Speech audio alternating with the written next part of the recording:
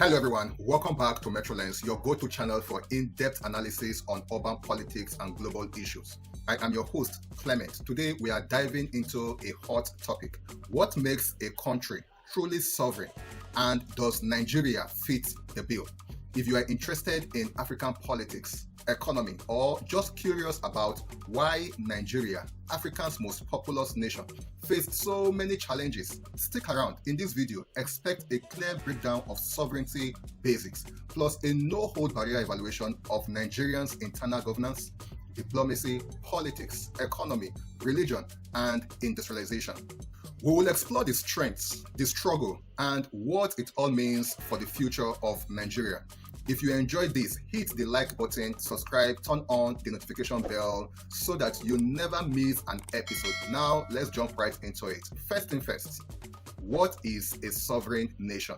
Simply put, it's a political entity with full control of its territory and people. Full control of its territory and people. Take note of that. That means independence from outside interference, the power to govern itself, and recognized on world stage. Think of it as having a centralized government that keeps orders, defends borders, handles diplomacy, and runs its economy without anyone else pulling the strings. Core elements include maintaining internal peace. Take note of that. Internal peace, making autonomous decisions, and interacting as equal among other countries. Now, let's talk Nigeria. Officially, yes, Nigeria is a sovereign nation. It gained her independence from the Britain in 1960 and is a full member of the UN, African Union, Commonwealth, and OPEC.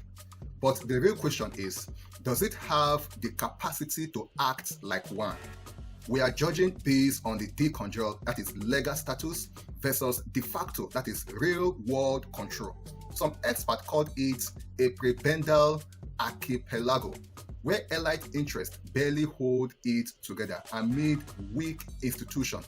Let's break it down factor by factor. Now, let's start with the internal governance of Nigeria. Nigeria is a federal republic with a constitution splitting powers between the federal level and the 36 states.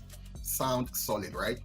But corruption, elite impunity, poor service of massive issues eroding trust, insecurity from Boko Haram, bandits, and separatists means the government does not have full control of part of the northeast, the northwest, and the southeast.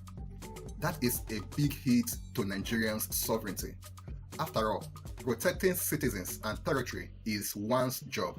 Recently, reforms under President Bola Tinubu, like ditching fuel subsidies and unifying the exchange rate, aimed to fix finances, but they have sparked inflation and hardship, showing governance gap.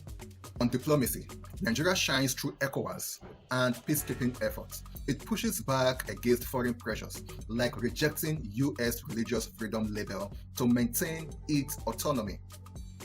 But internal woes like insecurity weakens its regional clout. Some call it a failing giant. Plus, reliance on foreign loans and aid from places like China spark debt trap fear. Though Nigeria fights to protect its interests. Diplomatically sovereign? Mostly yes, but held back by home front problems. Politically, it is a multi-party democracy with elections since 1999, proving reliance despite vote buying and ethnic divides. The 2023 polls and reforms shows progress, but ethno-religious tension, secession call from groups like IPOB, and a history of coups highlight fragility.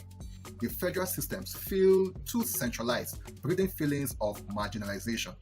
This instability chips away at unified sovereignty.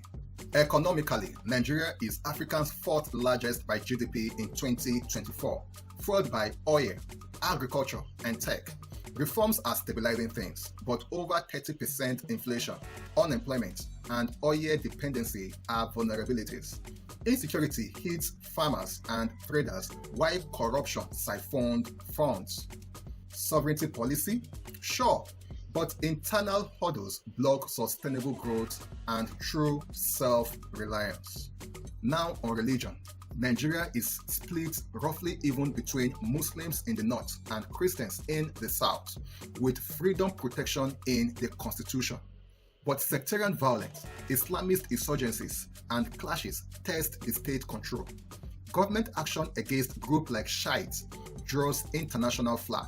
Diversity could strengthen sovereignty roughly through pluralism, but unmanaged divisions weakens it. Finally, industrialization.